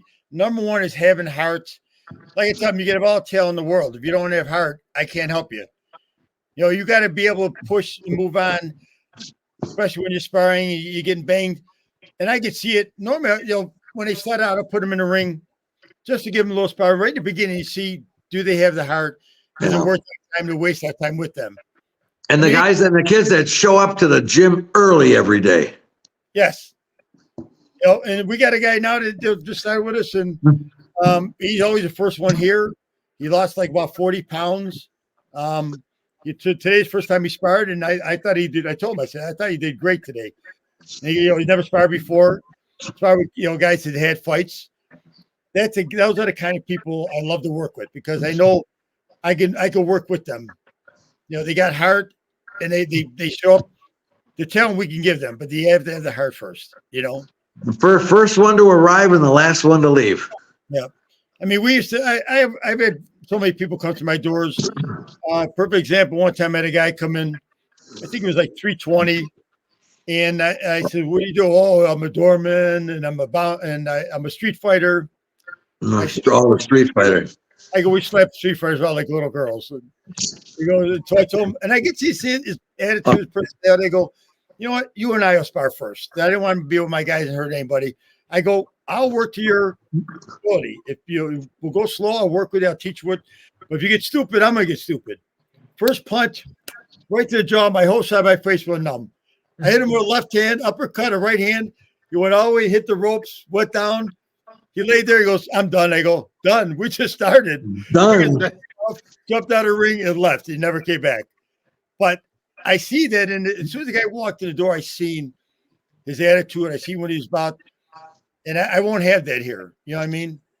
Because, like I say, we're family. Everybody calls them, we're all family. And, but when somebody comes out like that, you see they got the attitude right away, and they're not fighters, Yep. Now, I had a lot of bouncers in my clubs, I mean, they were tough guys. Most of the time, they would talk them out of fighting, calm them down. Come on, let me buy you a drink. And I tell them, once you back them in the corner, now you give them no other choice but to fight out. And we had go rounds, but majority of the time, we had, like I said, we had big, Al, 585 pounds, But then he would drink Wild Turkey, and then I'd have to slow dance with him. Wild Turkey, oh my God. It was only after hour. At 4:30, he starts doing shots of Wild Turkey. My boss loved Wild Turkey. I buy him Wild Turkey for Christmas every year. We lost him a couple of years ago. He had a brain aneurysm, 36 years old. Man. That's on the Wild Turkey. They couldn't find an MRI to put him in. That's how big he was. Oh, one, it was too late. He flatlined. Oh, wow. Yeah. I got another fight question for you, and then I think we're gonna start wrapping it up. How do you tell a fighter? Obviously, like guys get older and they wear down, and you see them start to not be the same. How do you tell a guy that this is his whole life has been fighting, and it's time for him to walk away? What do you say to him? It's over. Basically, look at how far you want to go with this. Your timing's slower. And usually, even before I say anything, they realize it. We had another big guy who was a banger, and what happened was he was heavy. He lost weight. Now he was, manhandling these other guys because of stamina. These guys run out of stamina. By the time he run out of gas, he beat him up. Then all of a sudden, he started gaining weight again. He started becoming a punching bag. I says, "You see what you're doing here? You now are becoming the fat guy again. You have no cardio. Now these guys are beating you up. Either you got to lose weight or you got to get out of the game." And, you got out of the game, unfortunately. But, I think he realized that the transition that was happening, that now all of a sudden he's the guy because they couldn't believe the stamina he had. But then the heavier you got, you can see him getting weaker and slower and not finishing the fight. Like when Sugar Ray Leonard, his last fight, he wanted to make a comeback. And Michael Acree, his promoter, signed out as his promoter. Mike Acree and Louis DeCubas, the ones that brought Roberto Duran's career back. And Mike Acree and Ricky Glazer would book the fighters for Mike Acree. And he said, I just see Ricky about a month ago. We both belong to the boxing Ring 44. Yeah. Rick Glazer's been in there. He does a lot of big stuff, man. He doesn't like match make or get fighter. He just does the deals now. He works with Golden Boy, Matchroom. He works at all around the world. But anyway, they want to give Mike Yeager told Leonard, let's do a couple tune-up fights like we did with Duran. We'll get you on USA Network on Tuesday Night Fights and get you warmed up. He goes, no, I just want to see if I can do it. It's if I can do it or I can't do it. I think that's when he fought Camacho. And I forgot what round it was. He went down. He taking a knee, and the referee's counting. Did the 8 count. And Ray just looked at him. The referee stopped the fight. Ray looked at him and said, "Thank you." And that was the last time he ever went in the ring. That's what he knew. It's like, no, he just. We all think we got there a little bit left in this, unfortunately, but you got to know when it's time to call it quits. Man, thank you guys for telling me this because I've been feeling great in the gym lately. I just recovered from my bicep. Like, I'm just getting back in shape. I'm already in better shape than my fighters and like tuning them up a little bit. I'm feeling healthy again. And I just got to keep hearing like, you're too old, you're too old, you're too old. And it's all a mind game. Did you tear your bicep? What'd you do? You did something? Yeah, I ripped it right off the bone. So I had to have it, I just separate it. So I had to put screws in and, reattach it, but it's back now. And like I sparred for like good the first couple of times last week and feeling great. I've been doing jiu-jitsu for a while again, but like it feels good punching again. Like I tore mine years back in the ring on one of my fighters because he was in the ring and he's running around. I go, what are you running around for? You got to engage, get in there and fight. So I said, get my gloves. I told him, I said, wife goes, what are you doing? I go, don't worry about it. I get in the ring. Now he's running from me. I'm cutting the ring off. And as I went to throw a right hand, I was a little bit outreach. I'm thinking, I hope I don't make contact. I did. And I was in zip. I'm like, crap. My wife goes, I told her, get mom. Because we got to take that to the hospital. He stepped his bicep. I think 2 months before that, I stepped my ankle on one of my fighters. I stepped on his foot. And here my ankle, like shatter. So I had that to deal with it. It stepped my bicep. Yeah. I did mine 7 years ago, landing a body hook. And then this last one, I was just catching a dog. So I had him by the collar and he yanked because he got out of the yard. And he yanked it just right off. I was like, oh my God, I fight all the time. I get hurt by a dog. This is ridiculous, No. A friend of mine did the same thing, pulling this kid's sled. Went to yank the sled and tore his tricep. Oh man. So there's a million ways, especially dogs, if they take off like that, because I breed dogs. I got, kennels here. And I got kind of Corsos and German Shepherds. They're both, especially the Corsos, a big, you're not going to rob his house. No, not at all. Everybody wants to know why you got so many dogs around. None of your business. Just don't come around. You ain't got to worry about it. Right. All right, man. We're at about an hour and a half, so we'll start getting you out of here. But you do have your show coming up April 6th. It's in Buffalo, so if you're a local fighter, you should be fighting in Buffalo anyways. The venue is awesome. You can't do better than fighting at the Pearl Street, 500 Pearl Street. You're gonna feel like a king fighting in there. The ring's nice. Angelo's a cool guy. His son will take care of you. He's gonna get you gloves even if he's fighting. It's a real family atmosphere. And I'm coming out of retirement Uh-oh. for 1 weekend only. Are you gonna be there? No, the commissioner used to be the commissioner near Mark Ratner. He's now vice president of regulations for the UFC. Over the years, we used to put a team together from Las Vegas to go train officials in countries that didn't have officials. I did a seminar in Taiwan, I did Sydney, Australia, Tokyo, Rio, Manchester, England, Newcastle to train officials for MMA and stuff. I did the inspector seminars, which is what I did. So he told the chief inspector, Alex Ibarra, good buddy of mine I worked with at the commission because I retired from that like three years ago now. And he said, ask Chuck Anzalone if he wants to be on the team of inspectors for the UFC Fight Night in Mexico City, February 24th. I said, absolutely. So you're going to Mexico. Mexico City, yeah. February 24th. I think it's on ESPN Plus or whatever it is. It's a fight night, UFC Fight Night. That's hey, awesome. Caveman. Caveman, tell Charlie about the story about the gloves. Which one? Your fighter got screwed over. Oh yeah. So I had a guy, Derek Patterson. He fought at K4, and they never checked his wraps. I heard about that. Yeah, I heard about that. I blame the officials for that, not that fighter. It's their job to make sure that hand is wrapped before his gloves go on. The inspector, that's what we do. They wrap them right in front of me. You know that picture I got on the internet of me signing Pacquiao's wraps, and I got the gloves around my neck before he fought Bradley? What they did was he got his hands wrapped, then he put the gloves on, and then afterwards he took his glove off. Am I right? And they he goes, where's your mark? He goes, I don't know. They marked under his hand, whatever. It was his first pro fight, right? Yeah. Yep. Won the fight, and they disqualified him. Yeah. So what happened was he got his hands wrapped in front of the commissioner too. So the commissioner seen his hands get wrapped, and then they put the gloves on right away because they called him out, and they never signed his wraps. That wasn't right. I was mad about that. Is that in my fight? I was furious. I said, I could have done that to him. The our inspectors, we stay with the fighters until they go out to the ring. There's always an inspector there. Yeah, he won all 3 rounds. And I got to tell you a real quick story. Remember when they used to have the tough guy tournaments? Yeah. In Buffalo? Tough man. I was. They had me doing corners and refereeing for that. Well, they were doing a show at Desideria's place. I can't think of the name of the club right now.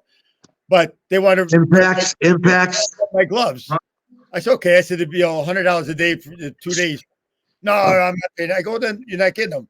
He goes to Kmart, buys Kmart gloves. They're First fight, Kenny Olson hits the guy. Poof! The gloves exploded. Glove came apart, yeah. all the cotton in the gloves fell out. That was the night. That was their club Impacts on Dingens Avenue, I think. Yeah. So the guy comes up to the promoter. He goes, "Can I get your gloves?" He says, "Yeah, I just sold you $200 for the both nights." He says, "Okay." Gives me the 200, and let me use the gloves. Then he go back Saturday. I go, "No, sir." But if you really see the gloves explode, you can't find with Kmart gloves, you know. That's funny. That's a funny story. It was interesting to say the least. And then, how can people get a hold of you if they want to fight on your card? They can go on Facebook. We got a post on there with my number, or they call me direct 716-866-6616. Awesome, guys. And then I will link the poster's already linked in this. Contact's right on there. So if you're watching this and you just go out and you look at the thumbnail, the poster's there. It's in the upper right-hand corner right now, too. The number's on there. Facebook is MMA Castricones. So you can find it there, too. Definitely check them out. It's going to be an awesome show. Hopefully I'll be there. Hopefully you get my old guy matched up. We'll see. Like, it's hard to get this guy fights. He's like 56. Yeah. And he's only got one fight, dude. How do you forget one fight at 56? You know, like it's tough. You know, like when you're that old. And, well, that's in those regulations too. I mean, they make it jump through hoops. You got to get the ophthalmologist. You got to get the neurological test and the EKG, everything, man. It's tough to fight after 40s. For a pro show, yeah. And he's had one fight. Jeff, he's had one fight. Yeah, he's 1-0. He beat up he beat rest in peace John Gerhardt up. So like it wasn't. And then he did the John passed away too. Guys. I got people like grabbing his hands at the show in Rochester years ago. Yeah. So my guy fought him. Whatever happened to Paul Veely in Rochester? Oh, I haven't heard that name in. Yeah. He got into the jiu-jitsu stuff, and that's where he went. Yeah. Say that with a bad taste in your mouth. There's nothing wrong with jiu-jitsu, bro. It's all right. No, but he used to be just he used to be just in the kickboxing, and I think he promoted or managed Bustamante for a while. Yeah. And but he was all stand-up guy. Then he got into the jiu-jitsu grappling, the MMA stuff. Yeah. I don't know if he was promoting anymore or whatever happened to him. I know he went to the first Abu Dhabi Combat Club. I booked Francisco Bueno in the very first Abu Dhabi Combat Club. Yeah. That was a long time ago. I have those on VHS. That's how long it was. And they're all bootlegs, of course. I didn't pay you guys. You get all the old K1s on VHS. Yeah. Now you find everything on you. Ernesto Hoos told me the worst day of his life was when Bob Sapp beat him. He goes, because I wanted to be a 4-time K1 champion because nobody had ever done it before. Yeah. And I can't believe Bob Sapp yeah. 30 seconds, Bob Sapp. After that.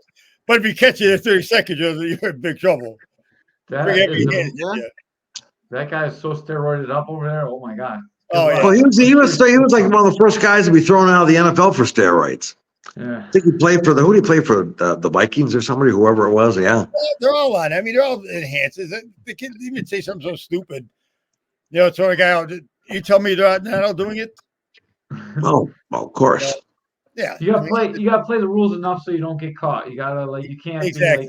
Here in Nevada, I mean, years ago, look what happened to Nick Diaz. They banned him for like 5 years for failing a drug test for marijuana.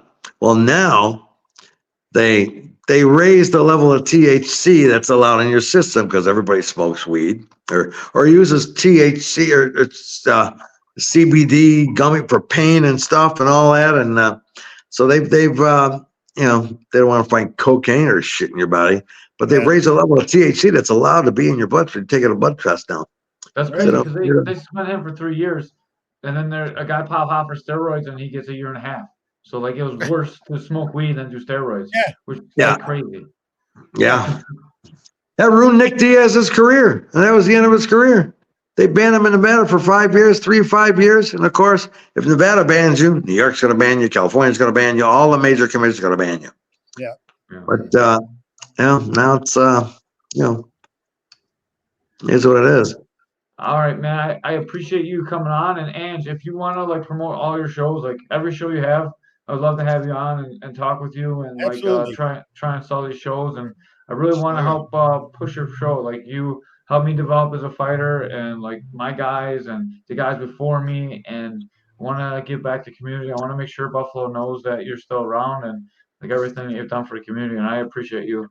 Well, thanks. I appreciate you guys having me on too. I think you need to get more appreciation, and we love Charlie. Charlie comes on all the time. He's awesome. Thanks for having me. All your disco fans always watch all our shows. So every time that you're on, dude, our viewership goes way up. Did you see the podcast I did? Which one? The DJ podcast. I saw some of it. I didn't watch the whole thing. Oh, watch the whole thing. You'll piss your pants. No names were changed to protect the innocent. Oh, it's almost 2 hours long. The Road Podcast. It's the Road Podcast, which is a great series of DJ podcasts, by the way. It's on here in Vegas. My buddy DJ Crooked and DJ Eddie. Anyway, Anderson Paak's been on them, and they waited a year to get me on. Try to get me on. It's called The Road Podcast, Reflections of a DJ, episode 282. You'll love this. You'll love this podcast. Mm-hmm. I'm pretty sure we plugged it last time we were on. I'll put it in the header this time too. Oh yeah, it's a good time. Yeah, you got anything you want to plug, Mr. Castricone? Nope, I'm good. Again, I appreciate you guys having me on. Anytime you want me on, I'm here. All right, we'll get you. I want to get you every show. I want to like promote. I want to try and promote all the shows in Buffalo. Yeah, except for share the posters, do everything. I'll promote yours. Oh, good, nice. I appreciate that.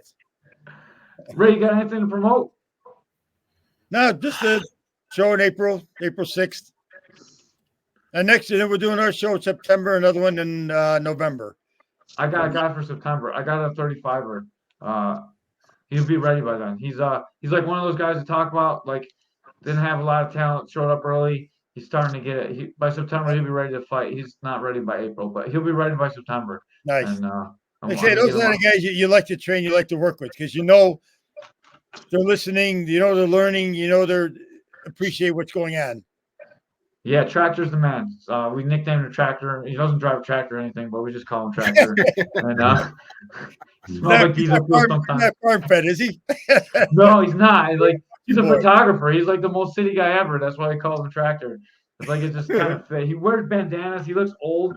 He looks like he's like 36. He's got shoulder hair. He looks dumpy, and he's looking a lot better now that he's been training. But he was 19, dude, and like I thought he was like 36, but now he's no, he looks better now though. Like, and now he's got a good round kick. His punching's coming along. He's still having trouble defending himself a little bit, and gets backed up. And by the time he's ready to fight, he'll be good, dude. He's one of the guys. Aaron. We'll get him on there. Hackley. We'll get him on Aaron Hackley. Yep, for sure. Yeah. Ray, you got anything to plug? No. Oh, hey, Charlie, when you coming back to Buffalo? My usual trip in the summer, usually second week in July for Old Home Days in Williamsville, and November for the world's largest disco. Of course. We gotta get together. I gotta treat you to some pizza. I was gonna say that before we left. Yeah, we gotta get together again. We had a nice dinner at Desiderios at one time a few years ago. Yep. Are you gonna invite me this time, guys? Like, you guys always talk about going out to dinner, and like I never get an invite. Like, me neither. Me neither. Well, now me and Jeff, we go out to dinner. We're not gonna invite either one of you. Let's all get together when Charlie come back home. Yeah, for sure. This is fun. No, yeah. I got a promotion that I got to do. I'm sorry, you might want to plug yours because I'm promoting another fight organization right now. That's all right. K4 Fighting, when you get your tickets, put in promo code K4 Caveman's Corner, right? That'll give us the money for the ticket sales. And then, like I always do, I'm going to give $400 back to the fighters. I'm rewarding fight of the night. Both guys got $100. Submission night, $100. And knockout night, we gave away $100. Last time we got $200 donated, so we gave away $600. Caveman's Corner, we're always looking to sponsor fighters. Like you hook us up at our show, and we're gonna give back to your fighters. And so now they gave us a promo code, so it won't cost me $400 every time. I won't give Is away the K? everything I It's a K4 MMA. No, K4. It's they do Muay Thai and they do K1. The promotion itself is called K4 with Keith Ferraro. Right. He's not been around as long as Mr. Castricone, but he's a cool guy. And we came up white belt to black belt together, so we're like friends, like you guys are. And like I'm sure Keith will work with you, and like I'm sure he'll keep his dates separate from you. And he wants to work and grow the community too. So like I think you guys are really like-minded promoters. Except he's more about making money than you are, but like he wants the fights to be great too. Don't get me wrong, I like making money. No, we're all making money. All right, guys, we're gonna take off, fans. Thank you so much for being here. Thank you, I know guys. we're long, but Again, if you have thank to you watch again for this in having us. 5 segments, definitely do it. Thank you, guys, and we are out of here.